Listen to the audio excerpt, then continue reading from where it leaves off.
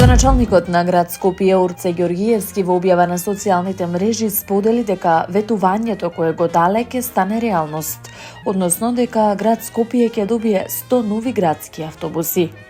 Со одлука на владата на Република Македонија, Скопје ќе добие 100 нови современи и целосно еколошки градски автобуси, чекор што ќе го промени секојдневието на илјадници граѓани кои го користат јавниот превоз, истакна Ѓоргиевски во објава на социјалните мрежи. Според премиерот Христијан Мицкоски, на град Скопје ќе му бидат доделени 100 автобуси и 50 полначи. Тоа значи безбеден, навремен, достоинствен јавен превоз, но и силен удар во корист на заштита на здравата животна средина и чистиот воздух. Наш приоритет што го должиме на нашите деца и идни генерации, вели Ѓоргиевски.